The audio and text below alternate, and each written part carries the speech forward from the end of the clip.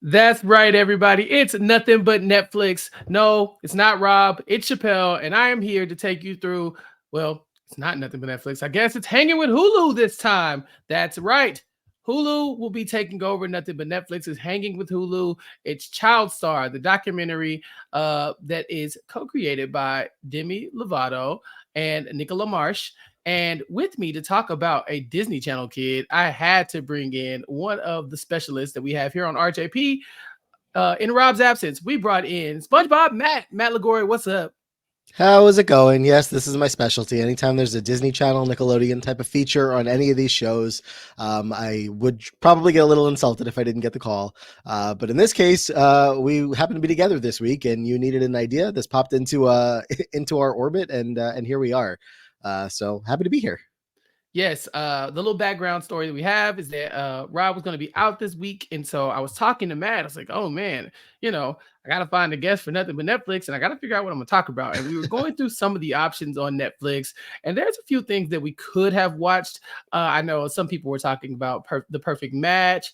Oh, I'm sorry, the perfect couple, and things of that nature. But I was like, I don't really have time to watch the whole season of The Perfect Couple. So I need something fast. I need something that we can watch in one sitting, something interesting, and I need a guest. And so Matt suggested Child Star, and by that, he volunteered me that he's going to come on as well. And so thank you, Matt, for joining us here for Hanging with Hulu. Yeah, back to hanging with Hulu, which is, I guess sometimes allowed, which is good. But this just came out a couple of days ago. As far as as of the time that we're recording this, so it is definitely brand new. I have had this on my radar for a while. As a big Demi Lovato lad, have done a podcast or two, specifically about Demi Lovato. Check out the Lonely Boys for all that. And just I don't know, Demi pops up everywhere in my life, and that's for good reasons, because again, I'm a big Demi fan. So her making her directorial debut here, producing this, starring in it and whatnot, it's something that I know is a very much a passion project for her. So I was pretty much always going to watch this anyways. So the fact that, turns into a podcast as well, sounds good to me. Yes, I'm not like the most familiar with Demi Lovato, the child star, and so I was very excited to watch this and learn a little bit more about Demi Lovato, because the Demi Lovato I know is the elder Lovato. She's making music, she's an adult. Maybe she guest starred on Glee a couple times, but that's about it. I was not familiar with Disney Channel Demi Lovato in the same way that I knew Matt was, so this is going to be perfect for me as well. But yeah, anytime you bring in a child star show, a lot of times I want to check those out too, because some of the people that we saw, some of the faces, some of the names that were mentioned in this documentary, I remember them growing up. I remember them being child stars either prior to me being a child, or while I was a child, to where I grew up watching a lot of them in their younger days, as young celebrities who are now the adults that we look at now as kind of like A-list Hollywood. So it was fun to see Demi Lovato, but so many other names in here as well that I really thought it would be fun to highlight as we talk about child star. So it was on my radar, but it definitely just accelerated, the time Yeah. it's going to take me to watch it for sure. Did you watch Quiet on Set? I did watch Quiet on Set. I have to, because I might not have been that tapped in on Demi Lovato as a Disney Channel kid, but I was a Nickelodeon kid early on, and so Okay. for me, if you're talking about all that, Keenan Thompson, anything around that realm, those are my people. And then you get to usher in the new class with like Demi, and then even the newer class with JoJo Siwa and other ones Yeah. who are in this Yeah. one. This went all over the board. We went, far back with Drew Barrymore and Christina. Is it Ricci? Is that how you say your name? Yeah, Christina Ricci, yeah. Don't think I've ever said it out loud. Christina Ricci. So, like you said, going across a couple of different generations, but I did not end up ever getting a chance to sit down and watch Quiet on Set. I heard plenty about it, heard, a podcast or two about it. That's why I was like, I don't remember if it was your podcast or somebody else's that I listened to about the topic. Obviously, that was a very heavy documentary about a topic that people have been aware of, but it's the kind of topic that when it gets covered, it's like, even with this, it's like, it's interesting for us to hear more about it and be more aware about it, but there's still so much work to do to make if you can't figure out what the documentary is about from the name and the comparison that we're making here, it's about life as a child star and the struggles that a lot of people who were child stars have faced growing up, and even to this day, a lot of problems that still exist for young people today. And even by the end of this, they're talking through the fact that there are so many children on the internet actively making their own content today, whether it's themselves producing it or their family producing it, them and their friends producing it, in a way that all of these people that we're talking to today, were being brought up by the machines of Disney Channel, of Nickelodeon, and now there's kids out here doing it themselves today because they have the ability to do so, and that's the way that culture has shifted. So it is a super interesting topic, and again, one that requires probably still a whole lot more work to get these people's money in a good place, their mental health in a good place. There's a lot here. Yeah, I think that was one of the other things that was always synonymous with being a child star, right? Is that we knew that they burned bright and fast, and then a lot of times they fizzled out due to disaster. You know, we've all heard the horror stories of the parents that want to keep the money, or maybe the child star is being taken advantage of by the industry, or maybe even like in someone like Drew Barrymore's case, or even Demi Lovato's case, where the kid is not exactly getting the most nurturing at home, and so they're turning into the trappings of fame, whether it's Hollywood and drugs and alcohol or whatever kind of abuse to their own bodies. A lot of these kids were thrust into these roles so early on, and this docuseries or documentary, I guess I'll call it, is really highlighting, you know, a lot of that, but from the child stars perspective. You know, Demi being one of the co-creators really allowed her to go out and assemble a team of child stars that she thought would really go and be able to tell this story to where it's very personal. You know, it's coming from their own unique perspectives, each of them kind of dealing with their situations in different ways, but having some of the same struggles. So, as you pointed out, Kenan Thompson, Christina Ricci, Raven-Symoné, Alyson Stoner, and JoJo Siwa all joining Demi Lovato here to talk about their experiences. And this is not as dark as Quiet on the Set No. was. Quiet on the Set is very much like a story of abuse, whereas this is more like each of their individual perspectives and how they overlap due to, you know, just the way that child entertainers have been treated since they became entertainers. So in a way, there's like a history lesson in here, and you get to tell the story of a lot of people that we've grown up knowing or knowing of. And so I thought it was a good documentary. But what did you feel about it? And just to further, the names that you mentioned, it's interesting in this, we even see the interactions between a Demi Lovato and an Alyson Stone, or Demi Lovato and Raven-Symoné, Simone, I think is how you say it. Grew up Simone. getting that one wrong. Is it Yeah, Simone? same. I've been messing that one up my whole life. I I have think to it's Simone. say Yeah. Simone. We Yeah. were growing up with the wrong pronunciation of it. I think that's Yeah. Simone.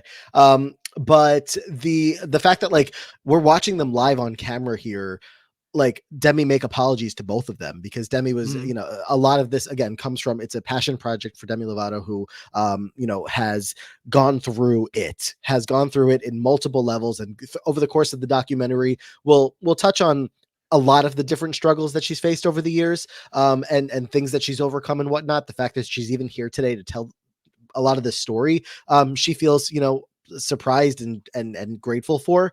The fact that she's able to have these conversations with people who she feels like she might have mistreated at one point or another, because she wasn't herself. She wasn't in a good headspace, and in that moment maybe took it out on Raven, who was guest starring on Sunny with a Chance, or on Alyson Stoner, who, at the time that they do Camp Rock 1, they're all on the same level. Like, look at us, we're all making a movie. And by the time Camp Rock 2 comes around, it's like, wait, no, Demi Lovato is miles and miles and miles above everybody else. I mean, look, the Jonas Brothers are there with her too. But then, anybody that's still on that Alyson Stoner level of fame, that's like, oh yeah, we are excited to see you. We know who you are, but you're not Demi Lovato.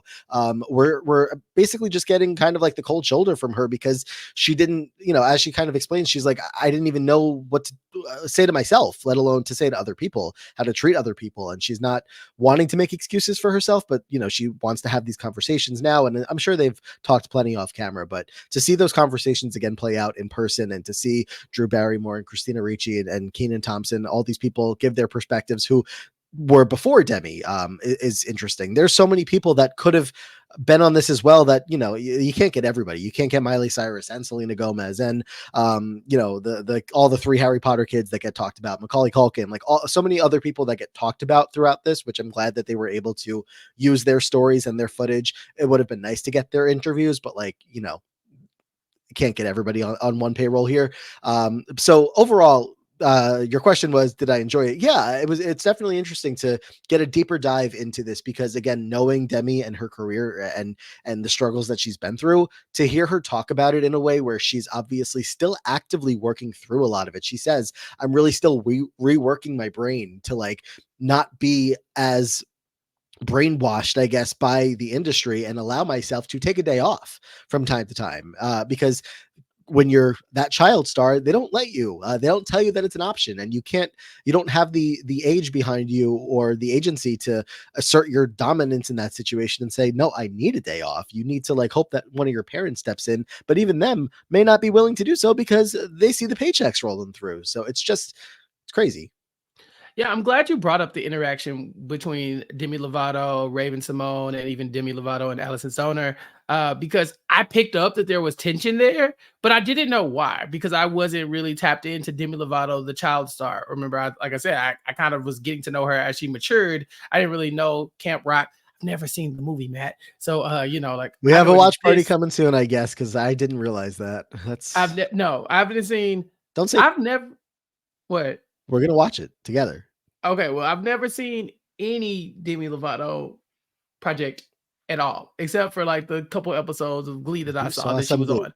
Yeah, but I've never seen her as an actress. I've only Okay. even when she was on Glee, I was like, oh, a cameo from Demi Lovato. Like they brought in Mhm. this a pop star for this, not she's now acting in this role. That's just not how I read it, and so I was very surprised to see the tension. But I did pick up on it. Do you know? And I guess it does feel like it was a lot of on-set tension, whether it was Alyson Stoner and Demi Lovato having to have a real conversation about their one-on-one relationship that they had during the filming of those shows, or versus Raven-Symoné's like, I guessed it on always, what was it, Sunny Sunny with with a the Chance of Chance. Meatballs. I don't know, what's it called?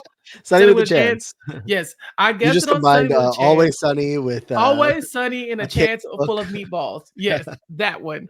Um, but yeah, she was like, I guessed it on your show, and you aren't the nicest. It's kind Mhm. of like the interaction we got. Were you familiar with that kind of relationship that they had in the real time? Like, was it clear that there was a rift between the child stars back then? Definitely not. It's not something that was on my radar, but it's not something that will ever surprise me in the slightest. I mean, when you think of like difficult on set and you think of an actress from our generation, we're all thinking the same name. We all know who we're talking about. That's Leah Michelle. And some stories in like that one are much more well documented. Whether it's because that person's behavior was so much worse, or just because more people were around to talk about it. I mean, obviously, the set of Glee was filled with people to talk about it, and a lot of those people as well could have somewhat been adjacent to a story like this. Maybe they were a little bit older, but still, in that maybe not. Maybe like they were a little bit around right over 18 at the time, but point stands. So no, I didn't know specifically about the Demi relationship with these specific people, but again, it'll never surprise me because these sets are so tense and everything is such high stakes. And when you're talking about, I don't know how old Demi was when she filmed, when her and Alyson and all these other people filmed Camp Rock, but they were not they probably weren't in their 20s yet, if I had to guess. And if they were, it was like fresh into it. Still at a point where they have a lot of other people around them managing other accounts for them and schedules for them, and again, just not having any agency over the things that they do on their own. It's just they get booked on a thing, and it's like, well, now you sign your name on a contract and somebody else tells you what to do for the next years. It's funny that you brought up Leah Michelle, because you're right. Demi Lovato was about 17 when Camp Rock 2 was airing. I think she was 15 when Camp Rock 1. Uh, Leah Michelle was 22. Okay, so like she doesn't even get the child star pass. She was 22 on Glee, showing her Yep. ass, acting a damn fool. Demi Lovato was a literal child who was dealing with a lot of stressors and dealing with undiagnosed, like illnesses as well. And also, being a child star and trying to live that life. And so I'm a little bit more forgiving to Demi Lovato. But yeah, it definitely was fascinating to me to see Alyson Stoner, who I was very surprised to see in this. I wasn't familiar with Alyson Stoner as being a big child star name. She's a child star that I definitely grew up knowing. I remember her as Sally on Mike's Super Short Show, and the lady who was like the little girl who's dancing in the Missy Elliott videos. I actually didn't know that she had such a close relationship with Demi Lovato because I've never seen Camp Rock. I'll say it again, never seen it. And so, Yes. yeah, so seeing them talk about it, I said, oh, something happened here. But it seemed like even Alyson Stoner, and I would have never guessed this, she had her own struggles even. And so her and Demi, although it's clear that they started to butt heads at some point, they started off like they were very good tight friends, you know, both having to deal with disordered eating and leaning on each other for that. So I thought it was very fascinating to see her interactions. But Matt, let's take it back. Let's take it back to the very beginning. We have these like almost like a history of child stars, and basically we talk about like how in the early days, this was something that the government thought, okay, we don't really have to address too much, right? These kids are going to be entertainers, but that's not that big of a deal.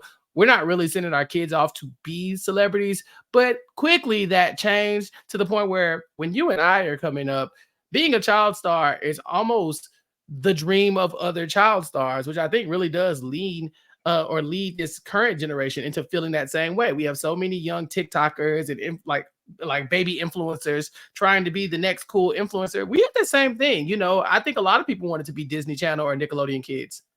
Mhm.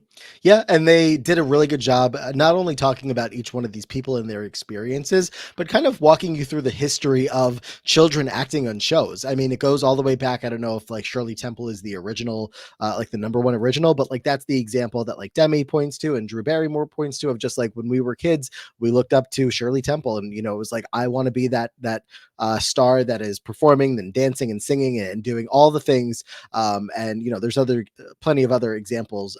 But the industry, I guess, for children working in this field just really started to boom. I would say, as far as the documentary presents it to us, over the course of the time that we're growing up, and you see it, you know, happening in the early days of Nickelodeon. Was it like the late 80s, early 90s that Nickelodeon's becoming the monster that it's going to become? And they were talking about, there was somebody saying that, you know, Viacom had been very public at the time saying, we know that Nickelodeon is our big moneymaker because it's not just the shows that people are watching, it is the merchandise, it is the like everything that people are going to put money into that has to do with these shows. And like, okay, maybe there's people out here that are buying merchandise for, you know, the Family Matters of the world, like things that you're, you know, watching on TV with your family at the time, maybe somewhat, but like much more if there's a kid show on and that kid show then creates things for kids to then buy that have pictures of these kids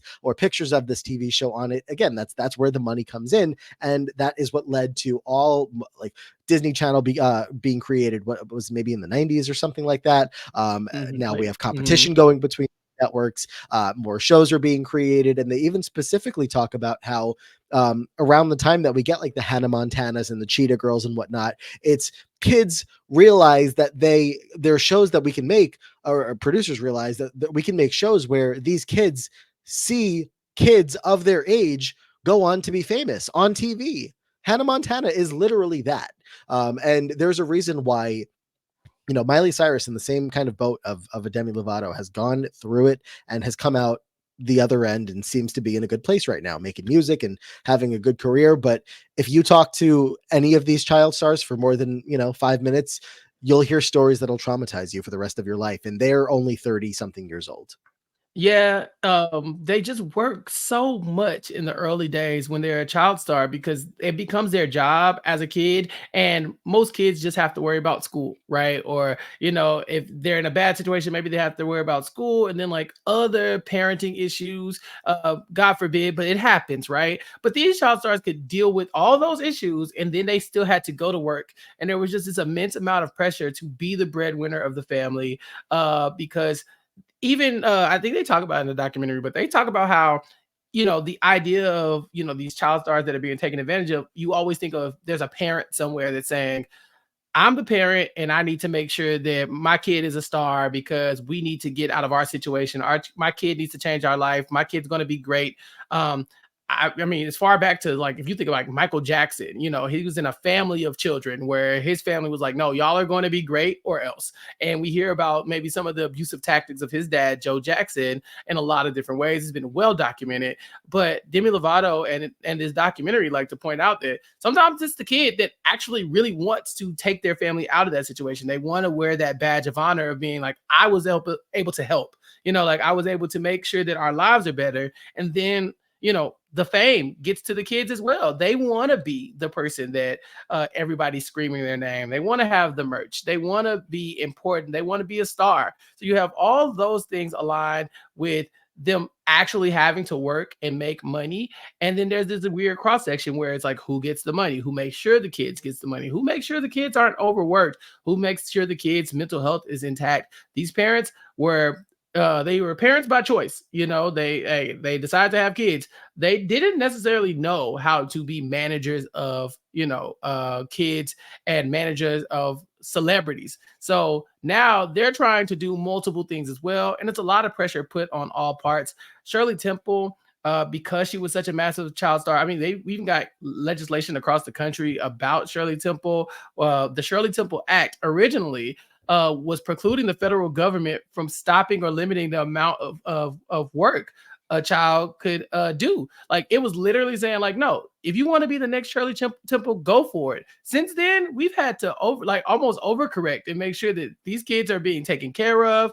And to this day, there's still not a lot of concrete legislation that protects these kids when it comes to the influencer culture. They're still trying to push all of that to where these kids are protected as they make money, as they work, and so their parents aren't taking advantage over them. Any management isn't, and that they still have some money to show for it at the end of the day once they finally hit adulthood. And so we learn about so much in this documentary. But my number one question for you, Matt: Nickelodeon or Disney Channel?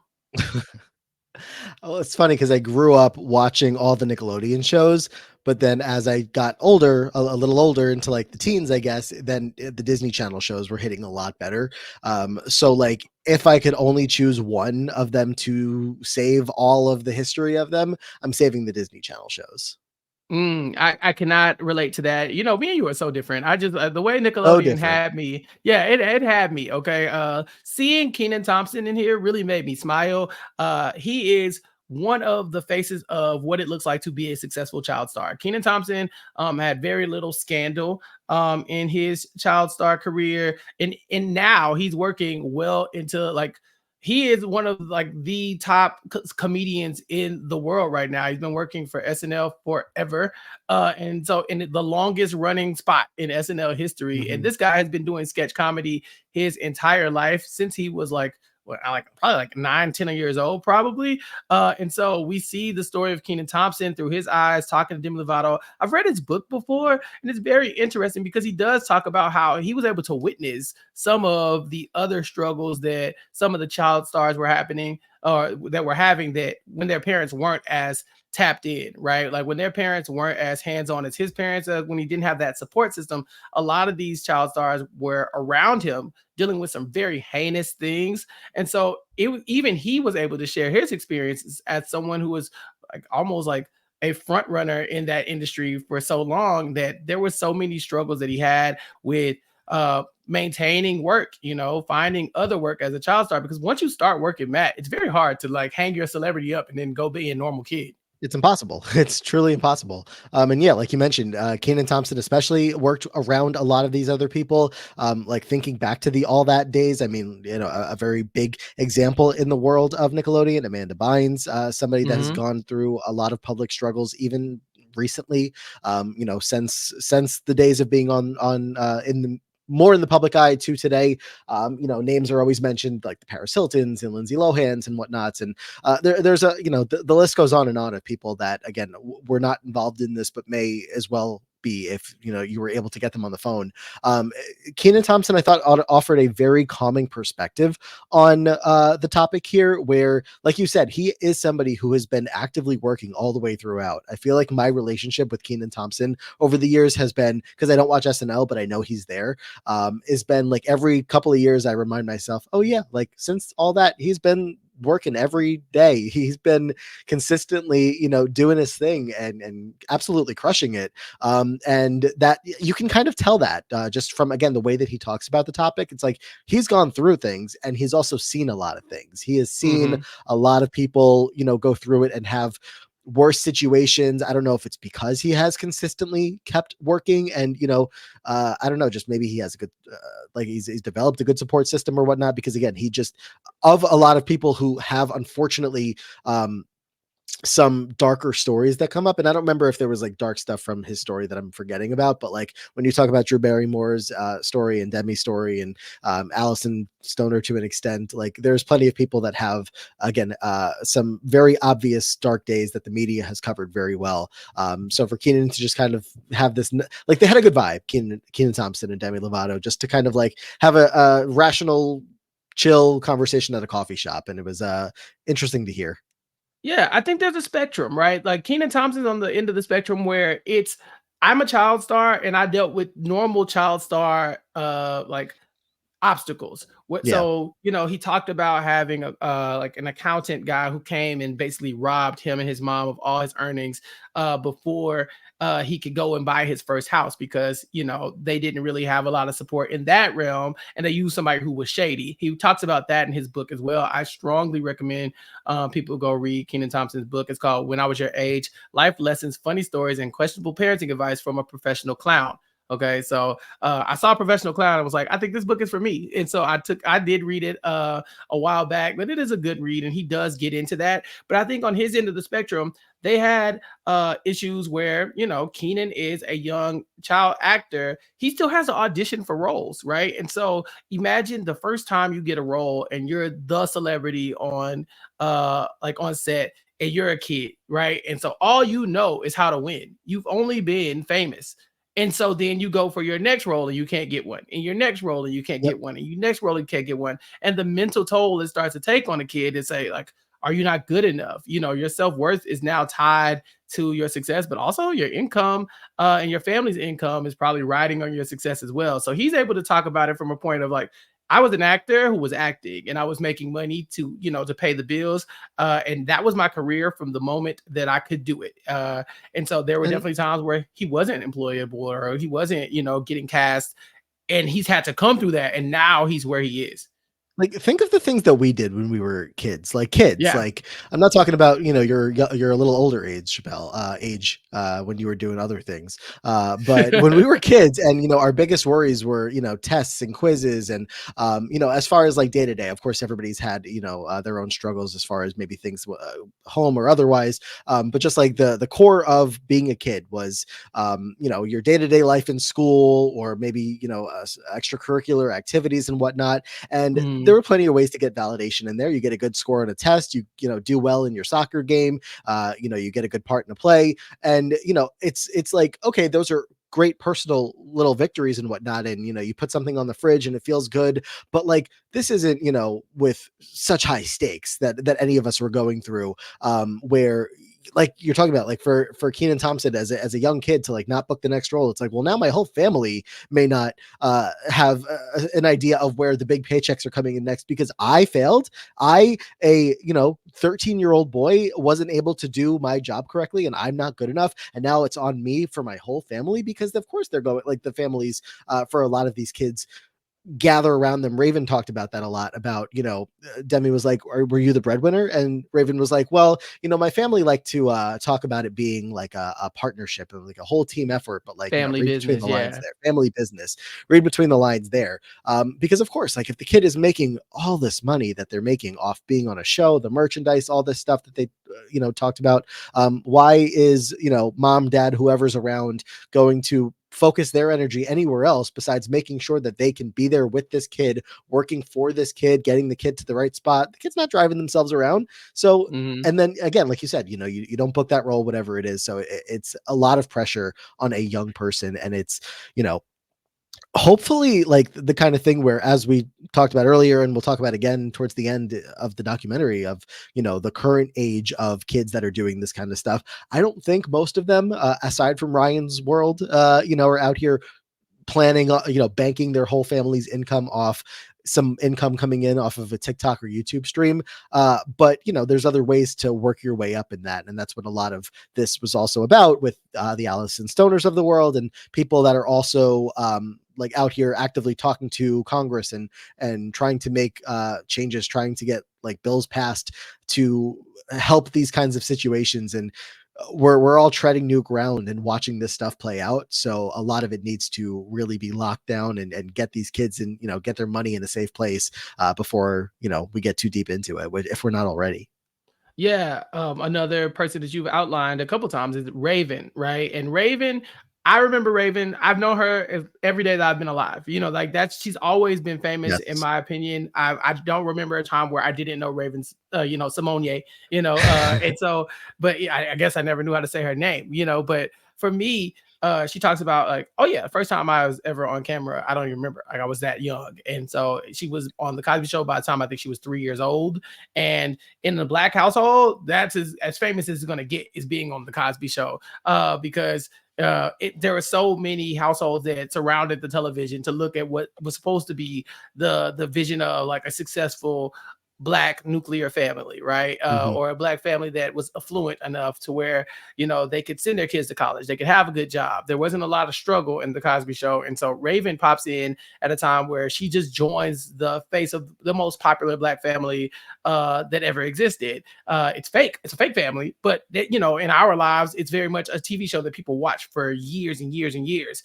And so for her to get thrust into the limelight right there, she came in knowing at 3 years old that this was a business, this was work, and I love that she talks about it like that, because we'll see stories from other child stars where they come in and say, no, I was just trying to have a good time, and I really wanted to be a star, and then next thing I know I was a star. She told Demi, my family was very clear from day one, this is a job, this is a paycheck that we are trying to get. Every role that you get is an audition for the next role, and you have to tap into that. And so Raven has a long, like Keenan, has a long storied career as a child star and then even as an adult star. And she will too one day become a Disney kid. And when she does, Raven is one of the people who kind of usher in this era of the massive child stars that are just dragging Disney, just got Disney on their back. It's just like every dime that Disney made, you can start looking at people like Raven,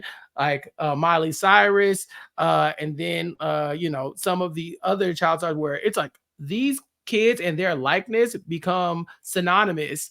Their brands. Demi will talk about their brands being something that they had to take into consideration. Raven is one of the faces of this is a person that kids wanted to be. They were looking into the ways where they could be the next Raven. They wanted to sing, they wanted to act, they wanted to have a show named after themselves. And so seeing her here was also kind of refreshing because she has some of the horror stories, but again, it's not as dark as we know it could have been. And I think that also was like kind of on that spectrum where we're moving from Keenan maybe to Raven, and then it's about to get a little bit darker as we talk about some of the scarier moments in being a child star.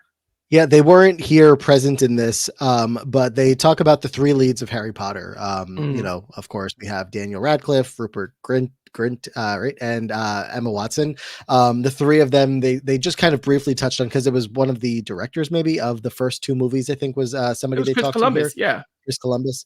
And he's talking about, when we were trying to decide who to cast for these roles, we knew it was an important thing because we're talking about how old are those kids? Like, I don't know, 8, 9, They were 10, something about like that. 10, yeah, they were about 10 years Yeah. old when they got cast They on Harry Potter.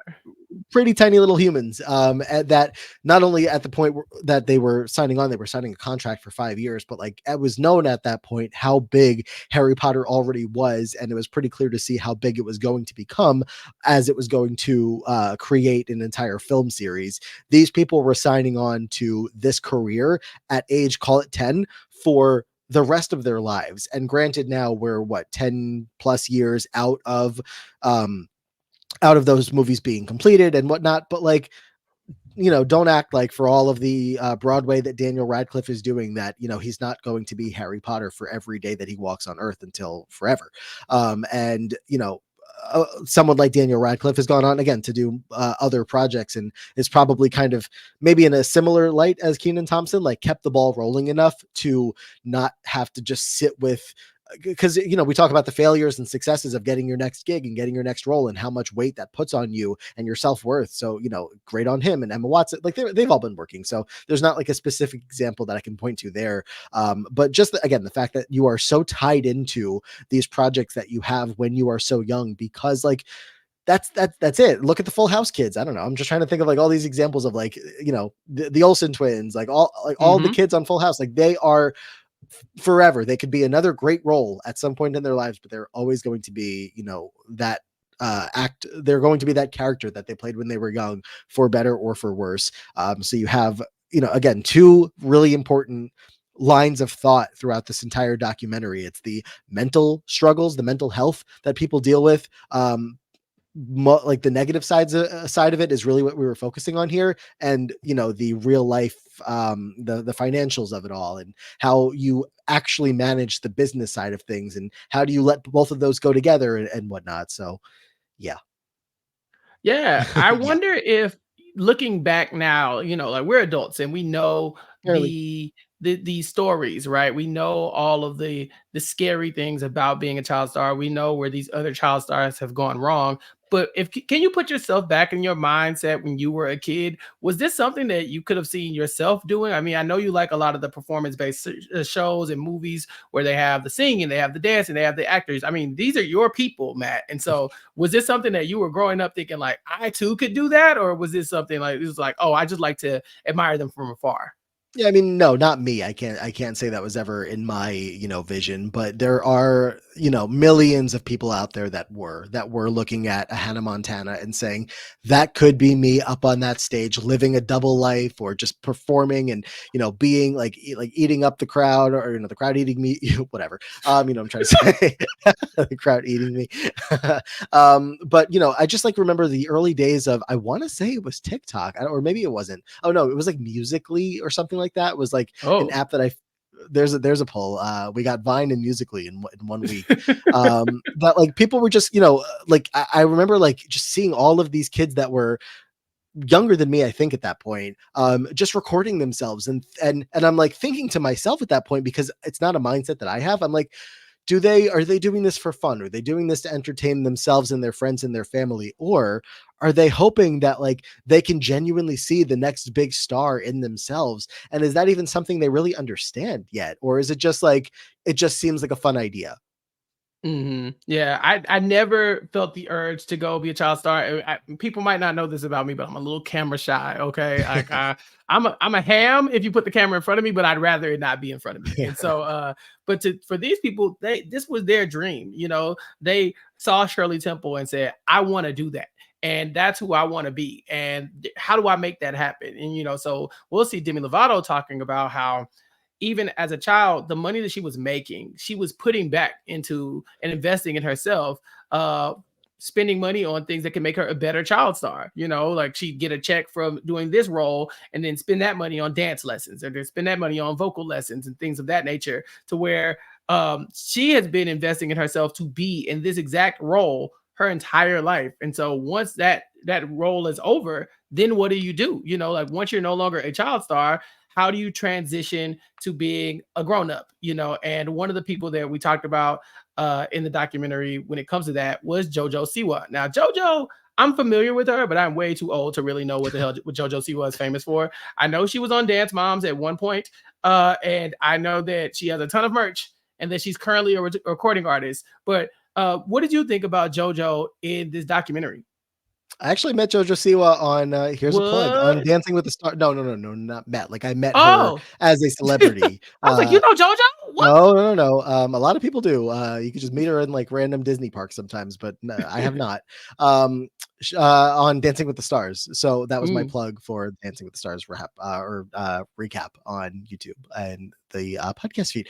But so that was the first time that I was like pretty aware of her. I wasn't a Dance Moms person at any point. And since then, I feel like I don't want to say that totally put her on the map for like grown-ups, but it kind of did, to the point where at a certain point she's doing all the stuff she's doing on Nickelodeon. Like I didn't see it. I've seen so many Kids' Choice Awards in my life. I've never seen one that featured JoJo Siwa, but apparently for a long time, she was one of the faces of Nickelodeon, one of the faces of that, probably in the time that, we had just pretty much gotten out of it. So all that to say that, it was very interesting to see the perspective of JoJo Siwa, who I'm like, we're interviewing someone who's basically still in it. Like, JoJo is probably around the age that maybe a couple years older than like Demi Lovato was doing like a Camp Rock. Again, probably like, I don't know, a significant, maybe 5 or 6 years older, but She's still 21. like close enough to the point where like, we're talking to 30 plus year olds for the rest of the documentary. And then we're talking about JoJo Siwa, who again is very much still in it, but also offered a very interesting perspective, and one that is a newer perspective for, the younger generation that very luckily we are in a place where certainly we haven't gotten, completely clear of people being afraid to come out in the way that JoJo did. But it's getting better, every day, every year. So JoJo Siwa at the age of, what was she, like 18, maybe even younger, is talking about how, so her backstory summarized was just that when she signed on for the stuff she signed on with Nickelodeon, they signed away all rights to her name and likeness for all whatever, except for social media, that she and her, her team were still allowed to control her social media. So one day she's on Snapchat. She posts 300 Snapchat stories a day. Yeah. Just like Chappelle. No, actually. I am not on Snapchat. Okay. I'm very old, very elderly, very. I hear people say that Snapchat actually has a lot of money these days. People talk about getting paid on TikTok. Apparently it's Snapchat. Davey is making bank on Snapchat. He's one of the faces of Snapchat right now, Davey Rickenbacker. So I'm not, I saw him wearing like a bright yellow like Snapchat suit the other day. So he's meanwhile, I deleted the app like 7 years ago and never looked back. Long time ago. Never going back. I'm sorry. Could not be for me. But so she like was talking about how she was on, I think it was Snapchat, and one day she like posted to her close friends something about that she liked a girl, and then all of a sudden she was like, actually, let me post this on my main story. She wakes up the next day and that's JoJo Siwa's coming out story, and she gets a call from the from Nickelodeon being like, hey, it's like the president of Nickelodeon being like, hey, so what are we gonna do about this? And she's like, about what? Like, about this, like this news story, what are we going to tell people? And she's like, we're going to tell people that I'm happy and I'm gay. Like, what? And they're like, but like, what do we tell them? Like, what do we tell the kids? And obviously this president, I don't know, hopefully he's fired by now. I couldn't tell you, probably not. But like, just being like, oh, so what do you think that now you're gonna go like go tell all these kids how you're like making out with girls and stuff? And she's like, no, I just made an announcement. I'm happy to make, to be myself, and I think this is a good thing. And she obviously has dealt with the struggles of that since then, because she was essentially not dropped by Nickelodeon, but like very much put off to the side in a way that she was a rising star with them, and by all accounts should have been even to this day. But then like she goes from being the star of the KCAs, the Kids' Choice Awards, to not getting invited one year, and they're like, oops, sorry, we just accidentally didn't tell you about this one. So between that, and then it also kind of relates back to Raven's story. They both get to share their experiences of their coming out and how like networks responded to that, and like, oh, so like, are we gonna like incorporate this into the show? Do you want it to? Should we not? And then a lot of people just handling it in very uncomfortable situations. So yeah. It's funny that you mentioned the Dancing with the Stars season, right? So she's on season 30, and that's in September of 2021. And you point to that as like being one of the times that she's kind of presented as an adult, right? Like that's like well, at that time, I believe she was in the first same-sex dancing partnership in the show's history, right? That was the same exact year that this happened, where she came out on Instagram, or I think TikTok, it was months later that she got like, paired, cast on the show and paired with Jenna Johnson. Yeah, so she was like, it's like by January she does the thing on social media. By September she's on Dancing with the Stars, and that's when the Nickelodeon well runs dry completely. And so she's able to really point to the discrimination that she dealt with as a child, because I think she was 17 when this happened. So she had a board game called JoJo's Juice that was marketed for children, that was withdrawn from sales by Nickelodeon and Spin Master, and like just several like different things that happened to her very quickly on that led her to believe like, hey, I think I'm being blackballed. And so she goes on to do other shows, So You Think You Can Dance and all these other things. But her time as a child star is basically completely rebranded and ended in that moment. And we see it. JoJo is still a pop star. She's still got a ton of merch, but she's also a cautionary tale of how children are dealt with in the industry. And so hers is like the last one that doesn't have to deal with some type of substance abuse or bodily harm. And so I wanted to talk about it before it got kind of dark.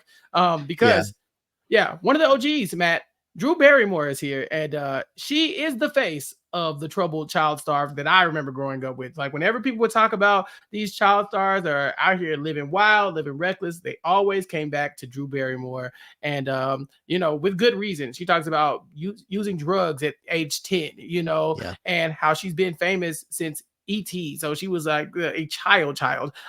She comes back, her family is the Barrymore. So they're like Hollywood royalty, or at least she's related to that. And so, she's always been thrust into those spaces, but she was really able to be there for Demi Lovato as like almost like in a mentor situation now. Probably the mentor that Demi needed when she was a child, because Drew had seen it all, done it all, and she probably could have given Demi some direction, some much needed direction for child stars that we don't see them getting often. Yeah, I'm pretty obsessed with Drew Barrymore these days, and the way that people will meme Drew Barrymore in a big way of just like, you could very easily imitate the way that she conducts her interviews, with the way she sits on the couch with like one foot up and her knee in her face, and then she'll come over and comfort you, like your best friends, or like just giving you a hug and talking to you like a foot away from your face, and just like all the things that happen on her talk show these days. I love it. I am not super familiar with her history, with her backstory, with all of this, in the way that like I know it from start to finish with Demi, because I followed her career. I don't know. I guess like the timeline of Drew Barrymore was a little bit before I was paying close attention to like what happens with celebrities outside of the ones I was watching on Disney Channel. But it sounds like they had a lot of similarities, and she's talking about, like you said, with like she's like age 10, and her mom's friends are like giving her and one of her siblings weed, and it's like looking back, she's like, well, now I have a 10-year-old, and I can't even imagine that being a possible, like what but Yeah. different time and different people that she was around in her younger days. And you watch an episode of her show today, her talk show, and you know a lot of the reasons she's able to relate to so many of the different people, and she's wanting to have these conversations with people, is because she's been there. She's gone through a lot of this stuff. She'll talk to somebody in the audience that's hysterically crying about a situation that they're going through, and the person in the audience relates so much to Drew and things that she's gone through, that Drew's like, look, I get it, we are connected, you and I, like, and she means it, and it's so, it feels so authentic, like at the end of the day, between like the connection that she has with these people. She's seemingly come out on the other side of it. Again, I don't follow her, haven't followed her career super closely, but it seems like she's gotten to a good place with all of this, and she's trying to use what she went through to help other people. She was like one of the people the most excited to be involved in this documentary. She says, Demi, as soon as you told me this was happening, I wanted in. Yeah. She was emancipated from her parents at age 14, right? She's in rehab at 13. She spent 18 months in an institution for mentally ill. Like she has seen it. I mean, I think she survived a suicide attempt at 14 as well. That put her back in rehab, and so there were just different situations that Drew Barrymore had to deal with largely due to her meteoric rise to fame that that shouldn't have been happening to a child. Like no one could have saw or foreseen that coming for somebody like Drew Barrymore, and she's a survivor. And so I think her and Demi Lovato really can like relate to each other on that level. And so she was like a perfect kind of mentor figure to Demi in this documentary for me, because like people like her and Christina Ricci, they dealt with being a child star when it was like before we had as much data, right? Like when we only knew like, oh, look at these kids, they're getting famous. We didn't really know about these cautionary tales. Christina Ricci and Drew Barrymore, they were the cautionary tales. They're able to talk about how Christina Ricci saying that I was bullied for having fame, but it was Mhm. also the most interesting thing about me. And so I would go to talk to my friends about my fame, and they wouldn't want to hear it because they felt like I was bragging. What 10-year-old is happy that their mom put their drawing on the refrigerator, wants to talk to, oh yeah, well, I just finished doing Casper the Friendly Ghost, so for Christina Ricci, she's able to relate with Demi too, because I didn't know this.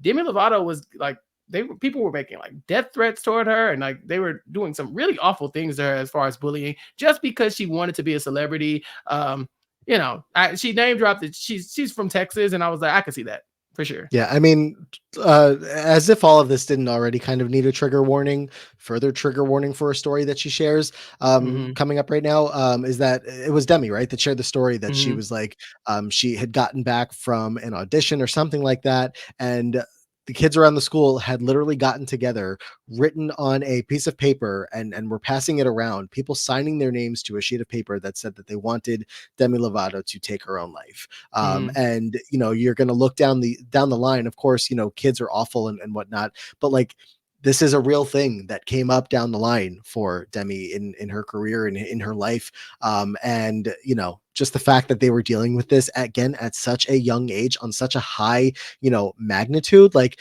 to not only feel uncertain about what's going to happen with these jobs and whatnot, but then to like bring it back, and you would hope that like your family is excited for you, but like your friends aren't. Not only are they not excited for you, your peers and whatnot, but they're telling you to do that. That is just insane.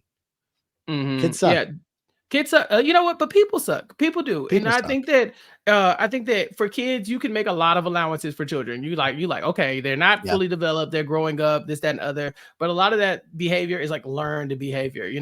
People. I've never believed that people are born with hate in their heart, and so it's like, these child stars are also kids, and they're dealing with the issues that kids are having with them, and they're doing it the best they can. But who could prepare their kid for that kind of thing? Like, hey, you're going to be really famous, you're going to be relatively rich, people are going to have your face on their lunch boxes, but also they're not going to want to talk to you over your friend because it's too big for them to comprehend. So you need to shelter yourself and be away from people, and also be a recluse and throw yourself into your work even more, which could cause you to spiral into other things. But that's the only way we can figure out how to deal with this right now, so we're just going to go with it. It's a Mhm. really horrible way to or thing to put your kid through, but at the same time, this is the money, this is the business, this is your kid, you're particularly one in stardom, and so there's a lot to balance there, and each of these child stars has gone through it in a different way and been able to tell their story, and and I'm very proud of them for surviving, because there's a lot of child stars that did not make I it. did not know. Yeah. Yeah, we've seen, or maybe they made it to adulthood, but adulthood was so rough that they weren't able to make it further. I saw them name drop a few of the late child stars that we know, that didn't quite manage to deal with all of those stressors or whatever they were dealing with in life. It was very sad to hear them say Aaron Carter's name, Lee Thompson Yeah. Young, and these are just people that, they were household names for kids, and due to that immense amount of fame and all that pressure, they weren't able to remain with us longer. And And it sucks. it's I think Alyson Stoner is the one that has the comment talking about how statistics obviously show that anybody with this level of fame 4 times more likely to die by taking their own lives Hmm. than any other person, and it's a sick statistic. It's disgusting. The fact that I mean, look, we're obviously touching on this topic.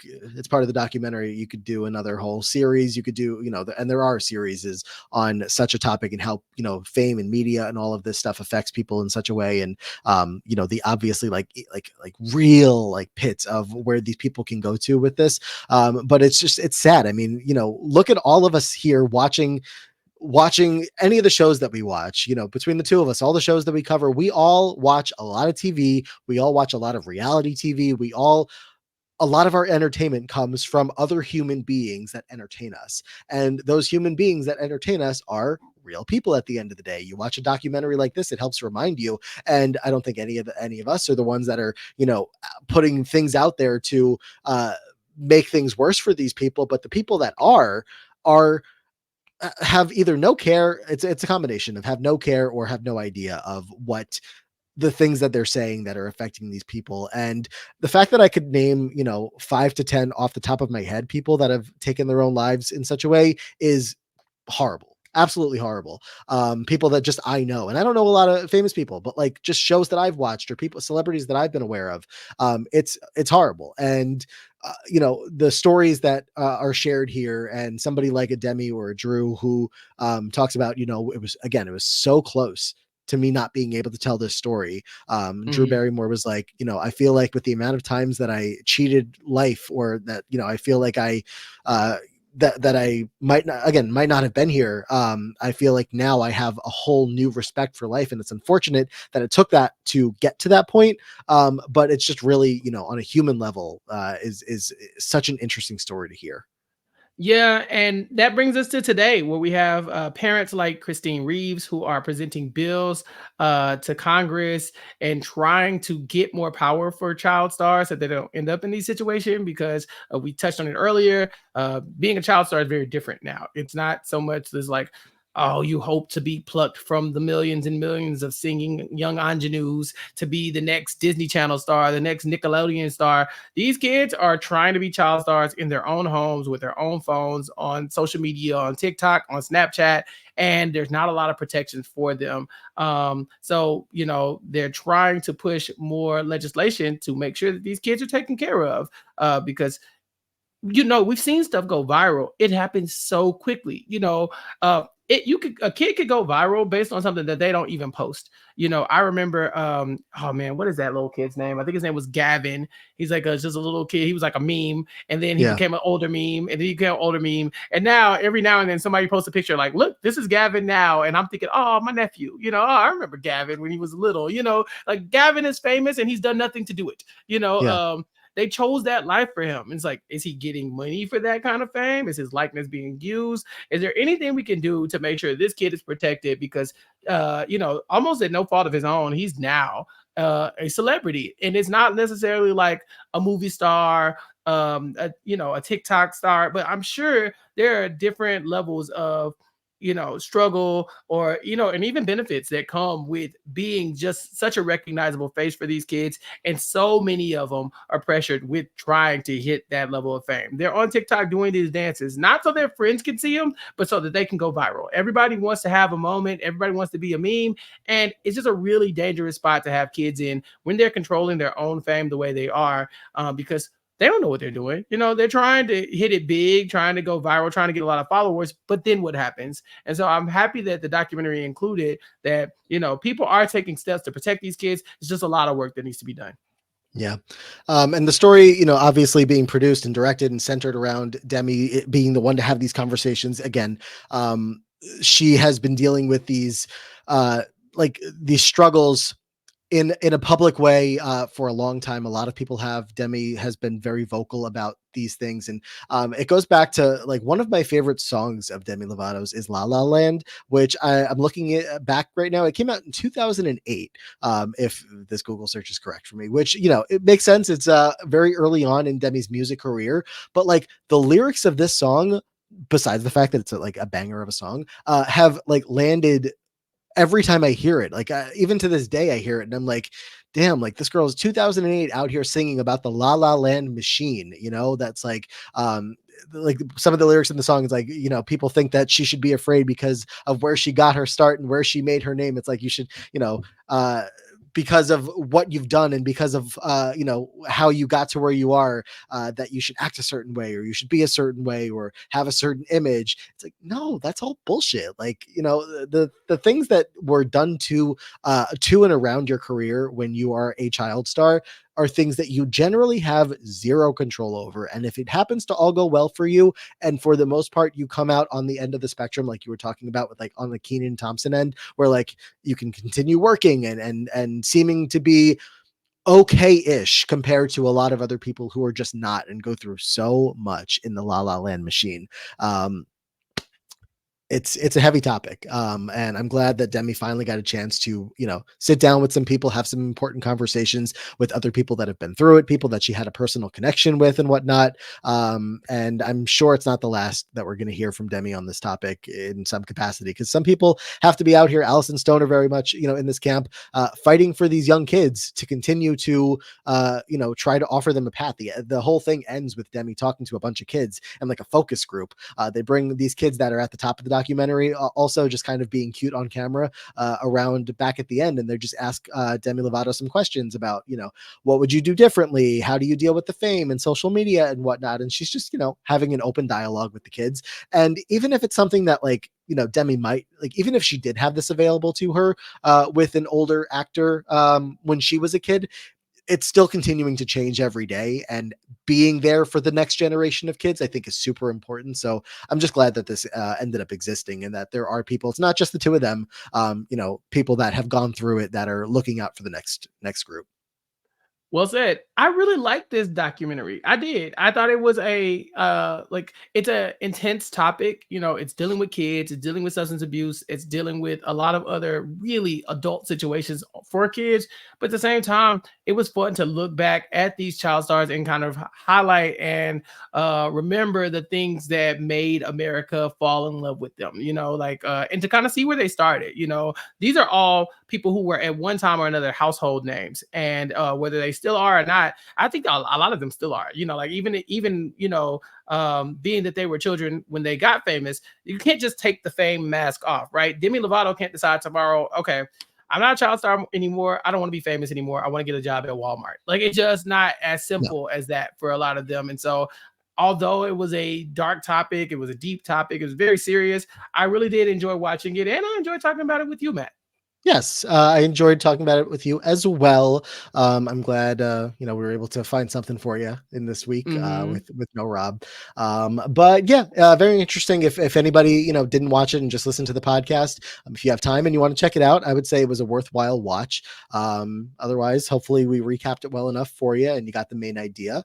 But also you can stream Demi Lovato's latest single, "You'll Be Okay, Kid," which plays at the end of the documentary, and the title kind of suggests exactly what the song is about. So yeah, some good stuff all coming out of this. Yeah. Do you know what we're talking about next on Nothing But Netflix, Matt? Is one of those shows you teased earlier, or No, not at all. So next week on Nothing But Netflix, we will be bringing in our team from the Wrestling Wrap Up to talk about the Netflix docuseries, limited series, I'm sorry, coming this Wednesday, Mr. McMahon. This is the WWE experienced record-breaking highs and crushing lows under Mr. Vince McMahon's leadership. The docuseries delves into the mogul's controversial reign. And so we're going to talk about an awful human. And I'm very excited about it. I was gonna say, loud F you to that guy, but yeah, he sucks. But we're gonna talk about it here on Nothing But Netflix because it's gonna be big. And we have the perfect panel with the Wrestling Wrap Up, Matt and Mari coming on to join me and Rob. And so I believe that's like a 6-part series. And so what we're probably gonna do, I know, right? What we're probably gonna do is do the first one and then come back and wrap up the the second half or whatever's left of the series the following week. So we're looking like we're going to be having a 2-part Nothing But Netflix in the future. So stay tuned. Make sure you subscribe to the podcast, Nothing But Netflix. Make sure you subscribe on social media or follow on social media at Nothing But RHAP on Twitter, and let us know what it is you think we should talk about here on Nothing But Netflix, because we definitely take requests. We're always looking for what's new, what's hot, what's coming. And so if you see something coming that we should be talking about, let us know by tweeting at Nothing But RHAP on Twitter, or by leaving us a 5-star review and letting us know that you're enjoying the podcast, but you want to hear us talk about something else, because we have so much in front of us to talk about. There's always content on Netflix, but if we need to, we don't mind hanging with Hulu and hanging with you, Matt Liguori. So thank you so much for joining us. It's been a blast. Matt, what else are you watching these days? Big Brother. Yeah, pretty much, right? Yeah, I mean, that's my first plug, the Diary Room with him on. I'm trying to find the best Big Brother player of all time. So I when we started that, I was like, I'm not going to go back and watch all these Big Brother seasons. And then I was like, I kind of feel like I want to, or I need to, regain some of that information. So that's what I'm watching. Not a whole lot else scripted at the moment, especially when Big Brother is actually in season. So 26 right now. I'm like, there's too much going on with that to actually sit down and watch another show. So that's my story. But otherwise, I was on RHAP today. We recorded that a little bit ago. We talked about Step Up. So some dance talk over there. Some Alyson Stoner series, Alyson Stoner. So talked about Alyson Stoner, 2 podcasts in one day. Sometimes that just happens, and that's a good thing. Yeah. In the world of dance as well, Dancing with the Stars recap of the premiere of this latest season, season 33, with myself and Sasha and Brandon Donlin. We talked about that. That is up on YouTube. Make sure you're subscribed on YouTube and to the We Know Reality TV feed to download that there. As of now, the plan was just for that first episode. We'll see if anything else comes of it, but it was a lot of fun regardless. And check out the Free Agents podcast as well with myself and Brian Scally. I think you might have heard of him, Chappell. We talk No. about the challenge and, other shows as they pop up. So the Challenge 40 is happening right now. And that's what we are talking about. That's what I'm up to. I'm on Twitter at Matt Liguori. Thank you, Chappell, for having me. No problem. There's a lot of synergy in what you've been talking about. Let me take you on a journey, okay? So, Ooh, you and I discussed this when we went to go watch Survivor.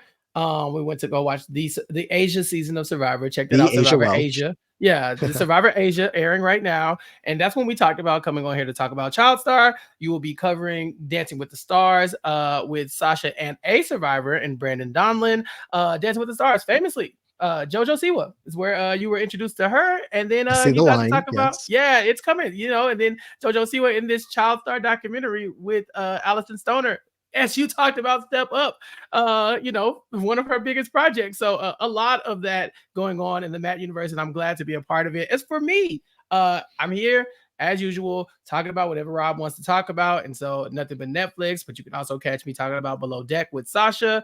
And then over on Recap Kickback, Mari and I released our Recap Kickback episode last week with the Was It Good Though podcast, as we talked about the P. Diddy drama.